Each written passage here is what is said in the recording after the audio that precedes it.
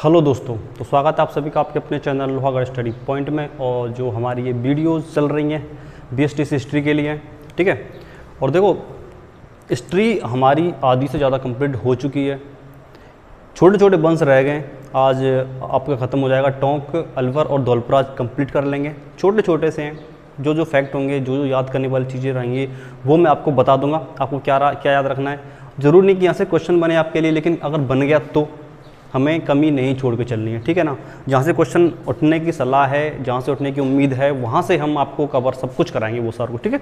फिर इसके बाद में भी एक भरतपुर का इतिहास रहने वाला है, वो हम लाजवाब तरीक़ा से नेक्स्ट वीडियो में बता देंगे। और फिर तुम्हारे किसान आंदोलन है, एकीकरण है और छोटे 1857 क्रांति है, 2-4 टॉपिक और रह जाएंगे, वो मैं आपको कंप्लीट जल्दी ही करा दूंगा। तो आज हम स्टार्ट करते हैं सबसे पहले टोंक, ठीक है। आपको पीछे बोर्ड पर दिख रहा होगा लिखा हुआ टोंक और अलवर का इतिहास, ठीक है। तो आज स्टार्ट करते हैं हम टोंक के इतिहास से, ठीक है। देखो, एकमात्र ऐसी रियासत जो मुस्लिम रियासत है टोंक है। क्वेश्चन आ जाए कि एकमात्र मुस्लिम रियासत कौन सी थी। 19 रियासतें थी हमारी, 1900 में एकमात्र ऐसी रियासत है टोंक जो कि एक मुस्लिम रियासत थी। अब मुस्लिम रियासत थी, जाहिर सी बात है मुस्लिमों का ही अधिकार रहा होगा यहाँ पे। एकमात्र ऐसी रियासत जो मुस्लिम रियासत थी, आंसर टोंक, ठीक है। सबसे पहले बात करें जो प्रथम नवाब थे यहाँ के, वो कौन थे? अमीर खां पिंडारी। अमीर खां पिंडारी टोंक के प्रथम नवाब थे, ठीक है ना। 1817 में इन्होंने अंग्रेजों से संधि कर ली। 1817 में इन्होंने अंग्रेजों से संधि कर ली। इसके बाद में जो 1857 क्रांति के समय थे वो कौन थे? वो थे वज़ीर-उद-दौला। वज़ीर-उद-दौला थे 1857 क्रांति के समय। जब पता है 1817 में ही इन्होंने जब अंग्रेजों से संधि कर ली ईस्ट इंडिया कंपनी से, तो जाहिर सी बात है अंग्रेजों को साथ देंगे। तो 57 क्रांति में इसने किनको साथ दिया? अंग्रेजों को साथ दिया। और वज़ीर-उद-दौला ने तो स्वयं को ईसाई राजा घोषित कर दिया, स्वयं को ईसाई राजा खुद अपने आप में, ठीक है। इनके बाद जो आए वो आए इब्राहिम। इब्राहिम के समय की एक खास बात यह है कि इनके टाइम पर 1978 में अरबी फारसी शोध संस्था की स्थापना हुई। मोस्ट इंपॉर्टेंट, जरूरी नहीं कि आपके लिए बीएसटीसी में आए, लेकिन ये चीज़ आपको पता होनी चाहिए कि अरबी फारसी शोध संस्थान की स्थापना किसने करी? इब्राहिम खां के समय पे हुई। कब हुई? 1978 में हुई। अगर आपसे क्वेश्चन पूछे अरबी फारसी शोध संस्थान कहाँ पर है, तो आंसर रहेगा टोंक में। कहाँ है? टोंक में।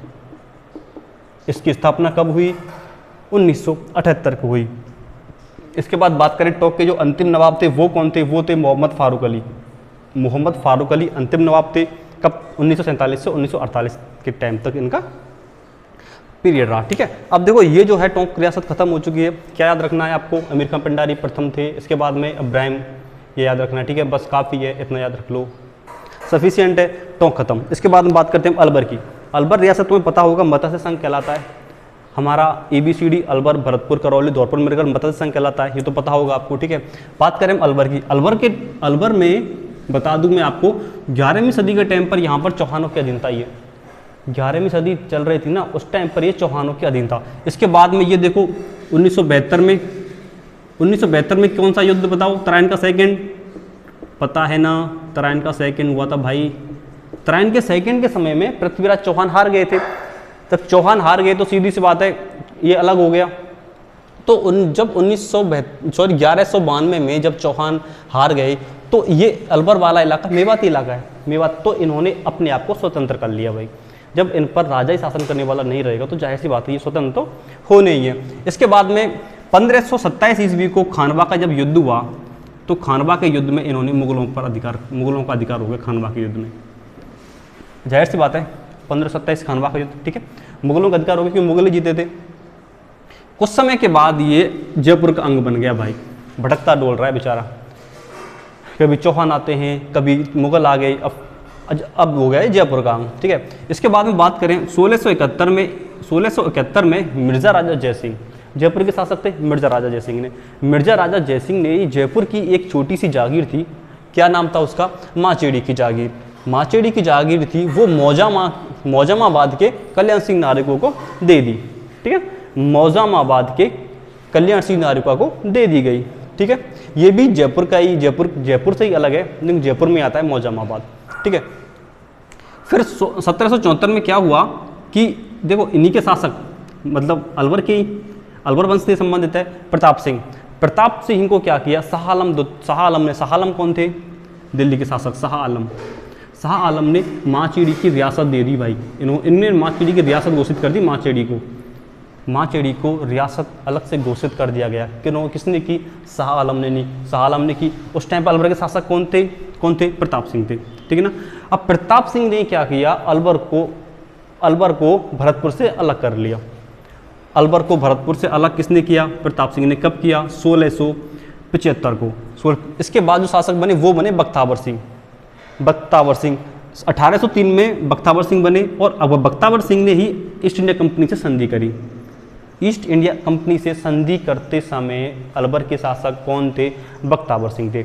बख्तावर सिंह के 2 पुत्र थे। कौन कौन से? विनय सिंह और बलवंत सिंह। दोनों ही अल्पवयस्क थे, मतलब छोटे थे। तो जाहिर सी बात है छोटे होंगे ना, तो अंग्रेजों ने अधिकार कर लिया होगा। सीधी सी बात है, अल्पवयस्क देख के अंग्रेजों ने अधिकार कर लिया, ठीक है। और इस बात की अनुमति भी दे दी कि ठीक है अल्पवयस्क हैं तो दोनों शासन कर लो।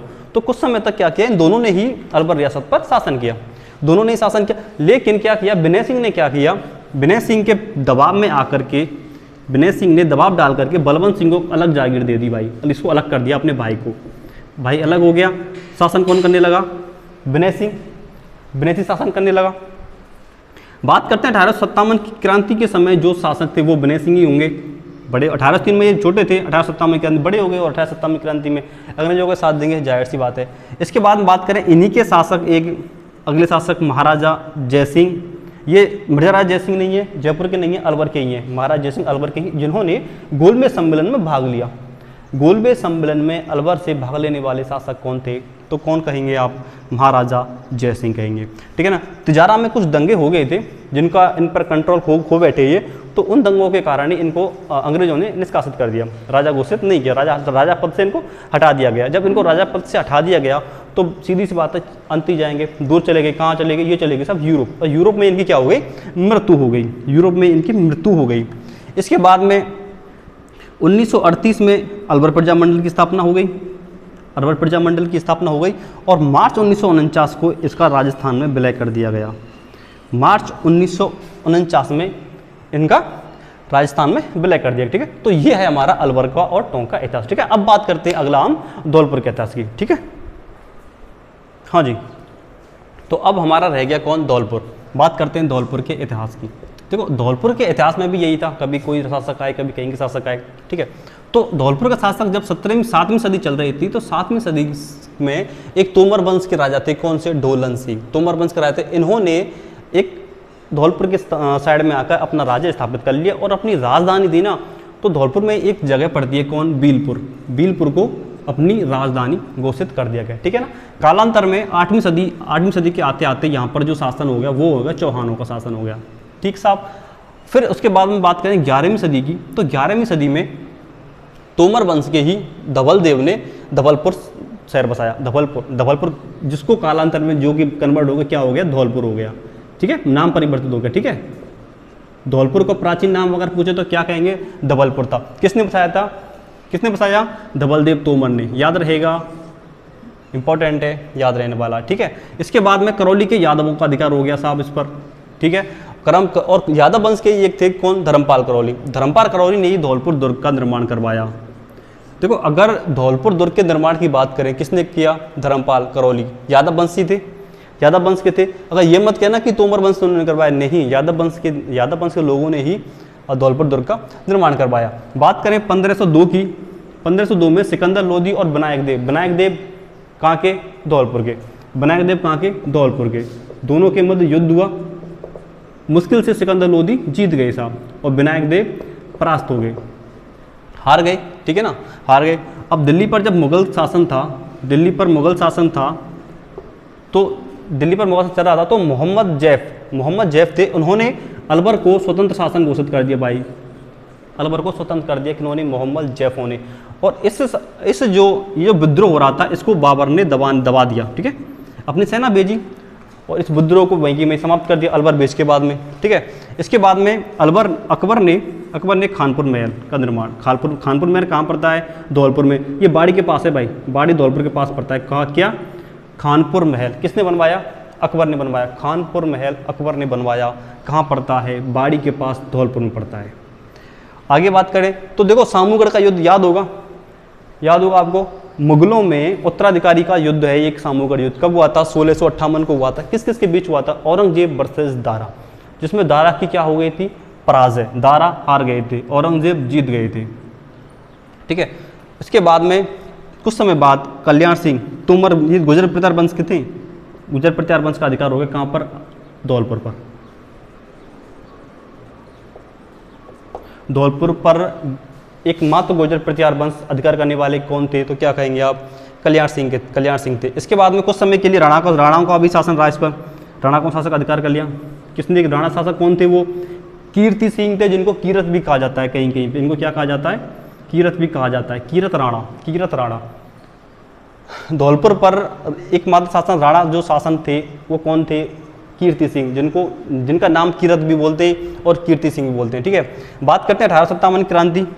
1857 की क्रांति के समय राव रामचंद्र एवं हीरालाल, ये दो क्रांतिकारी थे। 1857 देखो धौलपुर का जो साथ था वो सीधा के अलवरों, मतलब अंग्रेजों के साथ था, कन्फर्म आप पता होगा। धौलपुर ने अंग्रेजों का साथ दिया 1857 की क्रांति में। जब अंग्रेजों का साथ दिया तो इसमें एक राव रामचंद्र और हीरालाल, दोनों ने क्या किया, दोनों क्रांतिकारी थे और दोनों ने ही अपने और क्रांतिकारियों के साथ मिलकर के धौलपुर पर कब्जा कर लिया गया। 2 माह तक क्रांतिकारियों का साथ रहा, क्रांतिकारियों का अधिकार रहा, लेकिन बाद में अंग्रेजी सेना आ गई और अंग्रेजी सेना ने अपना अधिकार वापस धौलपुर पर कर लिया। इसके बाद में 1936 में हो गई धौलपुर प्रजा मंडल की स्थापना, और धौलपुर प्रजा मंडल की स्थापना होने के बाद में इसको मिला दिया गया मत्स्य संघ में। मत्स्य संघ, अगर आपसे पूछे मत्स्य संघ में कौन कौन शामिल है, क्या कहोगे आप, ABCD याद रहेंगी, ABCD। मत्स्य संघ में ABCD, अलवर, भरतपुर, करौली और धौलपुर।